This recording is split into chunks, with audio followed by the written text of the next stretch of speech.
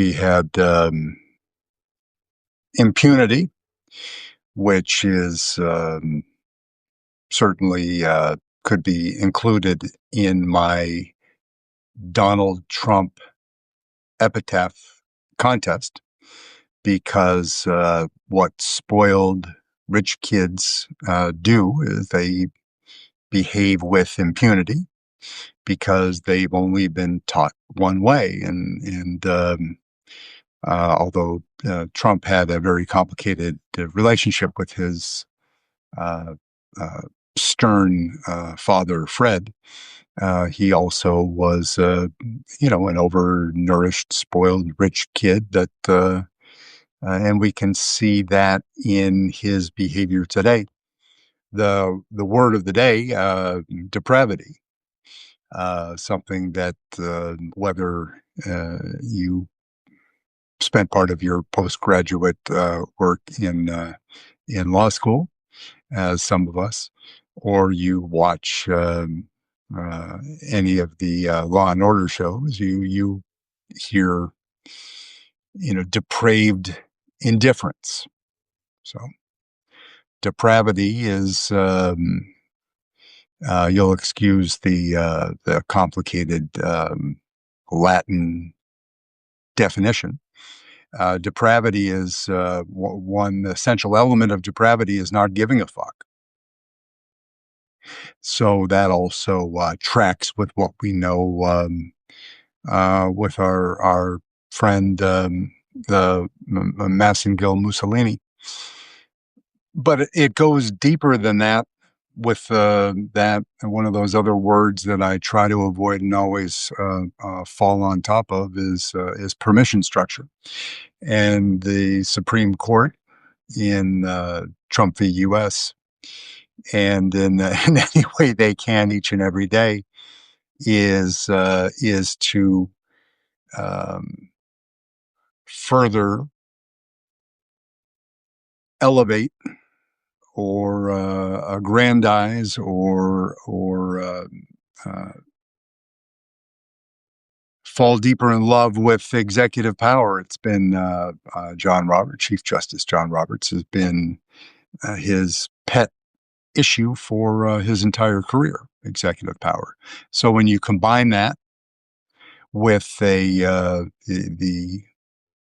6 conservative members of the court tripping over themselves to stay in Trump's favor, and to further the increasingly conservative court's goals, whether Voting Rights Act and otherwise. But depravity, cruelty, whether you're news accounts or reading essays on the behavior of the Trump administration, Stephen Miller, Pistol Pete Hegseth, were in put yourself in the position of a man or woman in fear for your life in the Caribbean, holding on to the remnants of a boat, modest vessel, an open launch with outboard engines on it that has been hit by a missile from a drone or otherwise, and you're holding on to the remnants of that to avoid drowning. And you hear the unsettling noise of the whine of a drone coming back to say hello again. So necessary for national security to obliterate all evidence of what was already a questionable interdiction? Certainly not from a human perspective, not from a military perspective, not from a law enforcement perspective. Totally unnecessary. but they did it anyways. And as you've heard, that incident was actually the first reported interdiction, and that goes all the way back to September. The explanations by Pete Hegseth and by the distinguished Navy SEAL commander, uh, the admiral, which was very unsettling. That it looked as if, can't put myself in the mind of a distinguished warrior like that, like the general. Um, not Pete Hegseth. There's nothing distinguished or the only thing warrior to do with Pete Hegseth is having looked up the meaning of the word and over the warrior ethos, which is a real thing that Pete Hegseth wouldn't know if it jumped on top of him and slapped him in the face. He has no idea what that means because the real warriors are the ones that understand that concept. And Pete Hegseth is according to all accounts, laughed at by the people that do the real work of the Pentagon at the sharp end.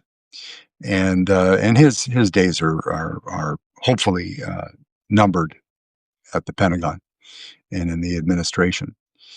But the justifications for that double tap or going back to kill innocent parties with the justification that they may have flipped the boat over, reassembled the cargo of purportedly cocaine, but no proof, and went on their merry way to injure Americans where that boat could never have traveled, obviously, to the United States.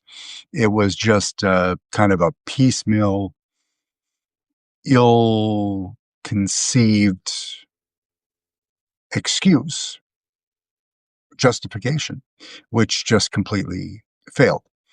Um, But when depravity really struck home to me in the last few days is going over the accounts um, of the young man in Vancouver, Washington, who,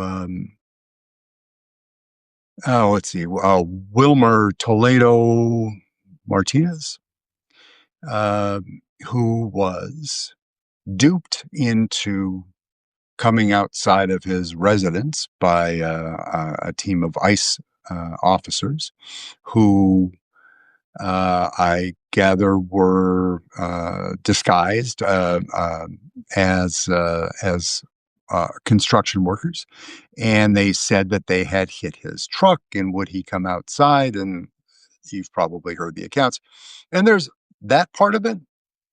Yeah, uh, unfortunate that we're spending your tax dollars chasing after people with no criminal record.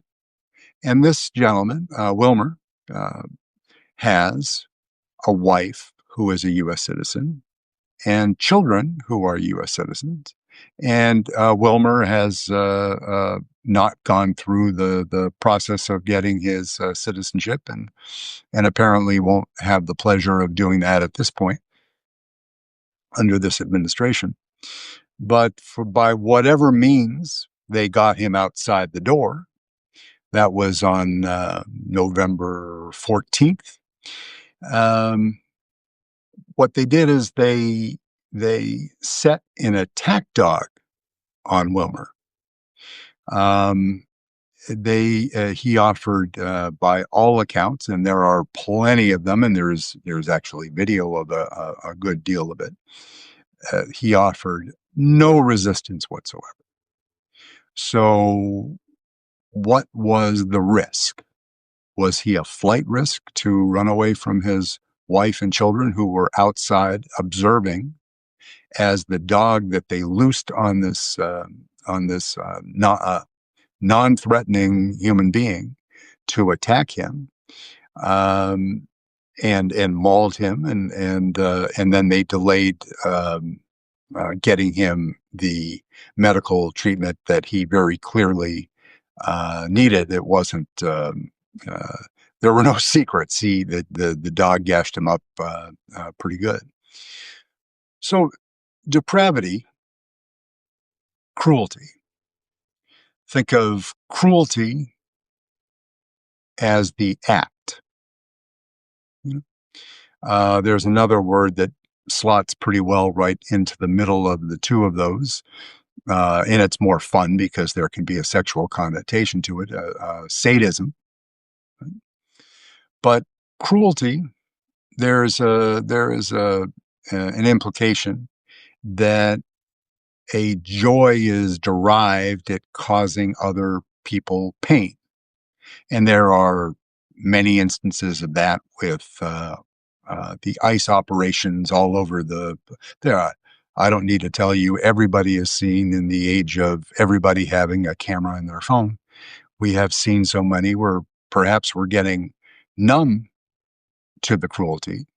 We shouldn't remind ourselves.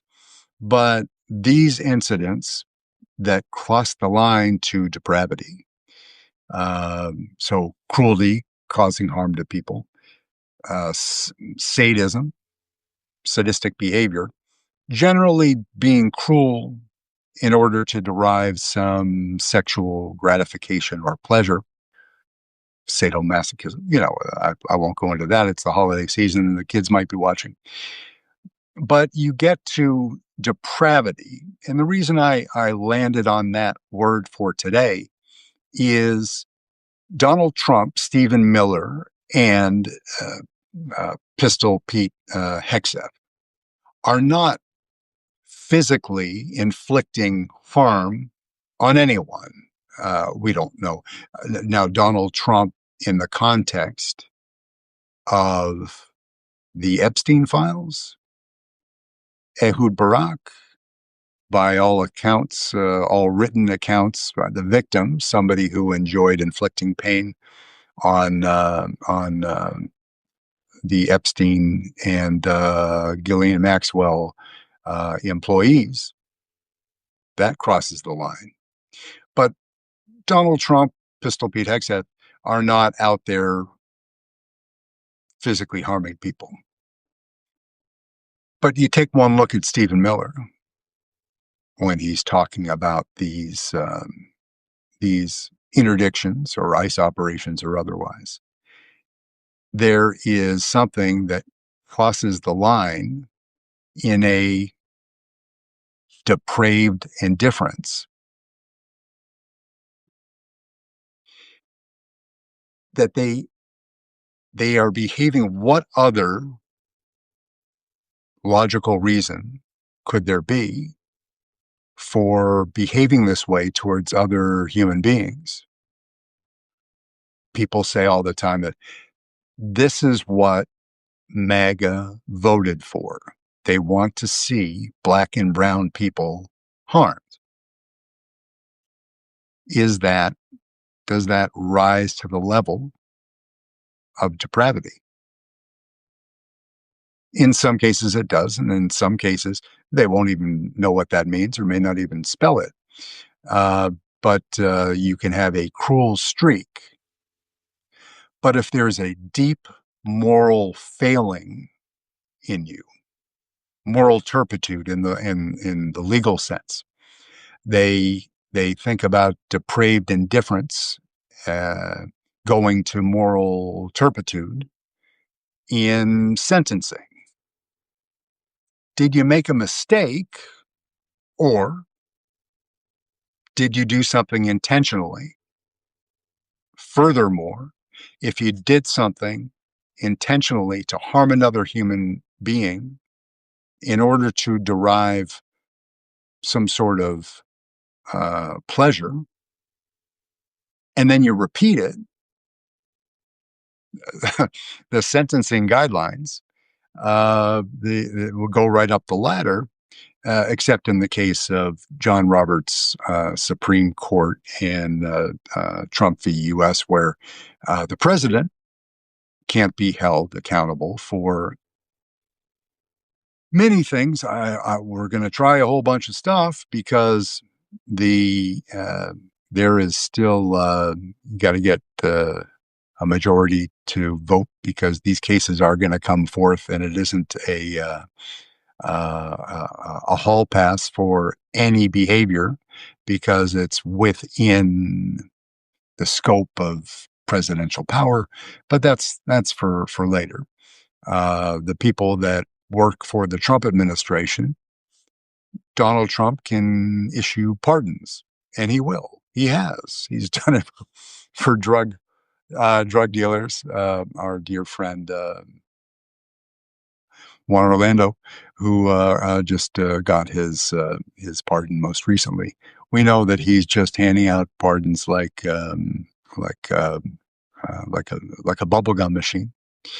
And he'll do that prospectively for people in his administration, unless you run afoul of Donald J. Trump. Imagine that. Imagine somebody like Pistol Pete Hegseth, bad acts, and then you piss the president off. What Trump would perceive as disloyalty. You leave the administration. You say, "Hey, Donald, can you hook me up? I'm I'm facing some very serious charges here. Can can can you help a man out?" I could certainly see Trump.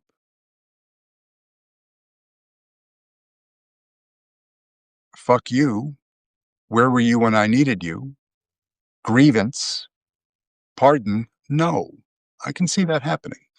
Now, of course, that would have a corrosive effect, but a corrosive effect on what is a corroded administration, it's kind of hard to get purchase in that respect. So, in any case, I lots of cheery holiday concepts, impunity all the way to where we are today, and cruelty. Um, Excuse me, and depravity. But it's important that we give it a name because when you're reading a story and you're thinking about, Wilmer could be our next door neighbor, and he was outside his own house with his small children and his wife as the dog that the police released to attack him attacked him. So the father was being mauled by a dog in front of his young children. For what? For what? There are a bunch of, I'm assuming mostly men who are residents of Venezuela, Colombia, Suriname, Guyana, who aren't going to be spending Christmas with their families this year because the boat they were traveling in got hit with a missile. You can be an absolutist on drugs, as I said last week. Perhaps you or your family has been more profoundly impacted than I have by fentanyl. Ain't no fentanyl in Venezuela. That's not what they're interdicting. They're interdicting cocaine, but cocaine's a drug.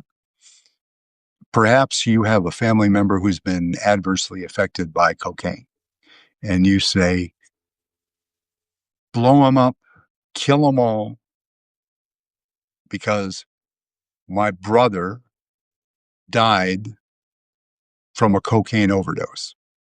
Rare? Okay.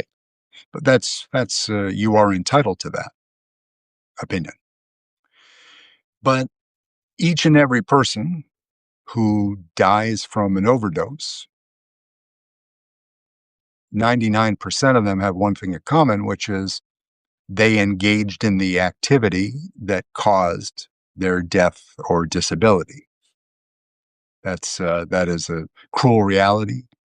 Addiction, don't drink, used to smoke, not a good guy, but I understand addiction is a thing.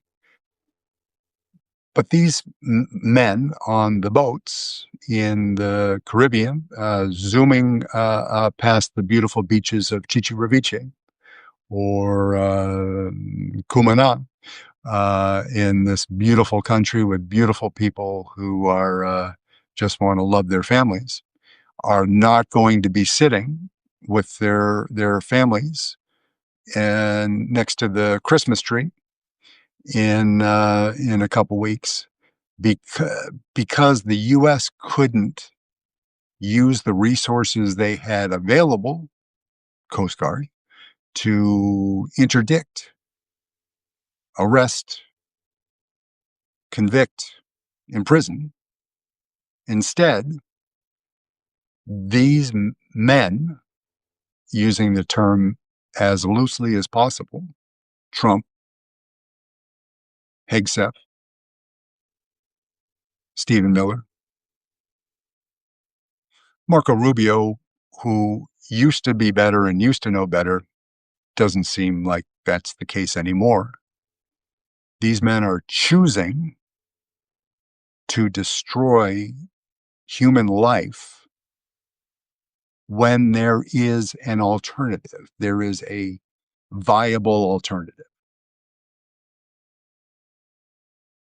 Someone is rushing at you with a weapon. You have a gun in your hand. Kill them. Don't need to debate that.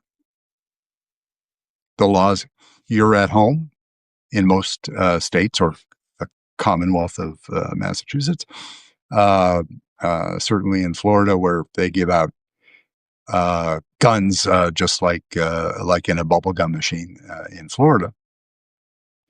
You come across the threshold into my home. That's the end of the legal analysis. You come across the threshold, I can shoot and kill you. We won't go down the moral pathway on that one because it's sort of black letter law, and because you have an interest. One of the few things that conservatives have right about Second Amendment protections of firearms is it's well-armed militia, sure, but what is clear is to defend one's home and family, indisputable. The boats in the Caribbean, there are other alternatives, viable, available, not more expensive alternatives, just other ones that are more humane. Right? Depravity, humanity. Wilmer, our friend in beautiful Vancouver, Washington, other alternatives. They invite him out. They use some deception, and they ask him to come out. They trick him. They use deceit to get him to come out of his own home. That is legally allowed. We can get into the the small matter of whether this particular law enforcement function is authorized to use that versus the duly deputized officers of Vancouver, Washington, whether the federal officers under ICE have the same powers to use deception on the citizens of Washington State. Small potatoes. They let's just say they had a right to do it. They had a right to get him out, and he's not legally in the United States, although with an American, a U.S. citizen wife and U.S. citizen children. He's and no convictions, not even a parking violation. He's the kind of guy that we want here, but we can debate that. He's here illegally, and you voted for a president that promised to deport the worst of the worst. He ain't it, but he is here illegally. Setting the attack dog on him to maul him for no other reason. There is no other reason. If you look at the facts, you look at the videos yourself. The officers are not in peril. This man does not have a weapon and makes no threatening moves in furtherance of even resisting arrest, and they maul him. So there's depravity. That is what's in the mind of those that do that. And I would argue, finally, that these officers, who are many of them poorly trained, they're armed. They said that the training that they had to cut back on in order to get more officers on the street was the firearms training. So, sleep well tonight with a bunch of people that have not been properly trained with their firearms, and empowered by a president who behaves in a depraved manner himself. That is what they are looking at. That's the example. So when these officers look up to the man that is supposed to be the authority figure, and he's behaving in a depraved manner, how are they supposed to conduct themselves? The way their parents raised them? Yes. The way that the way that they learned in the military, if these men are veterans, many of them are, and out on the seas as the foot soldiers that carry out Pete Hegseth's orders, which is just frightening. There's a code of military justice. They're taught to follow that. And most of them do. But there are a number of, just as there are in police departments, there are a few bad apples in these hastily assembled teams of ICE agents. There will be a few more bad apples because there ain't a lot of vetting. There ain't a lot of training. And they are encouraged by the words of the President of the United States to meet quotas first. I would say all the words that come out of the White House is more, crackheads, and the example is if you do something wrong, you're going to get a pardon. So have at it. There's a holiday message for you. In any case, thank you all for for checking in. Kindly do all of those things that the smart kids say in social media world, like restack, subscribe, retweet, like, share widely, share off the platform, and we'll have later today. Check out. I put an essay attached to video yesterday on AI, and just a couple thoughts on that and our race against China, and the fact that the real race is in energy. So I love comments on that. I didn't reinvent anything because I wasn't one of the smart kids that went to MIT. And I do a bad Boston accent, even though I'm from Boston. So, yeah.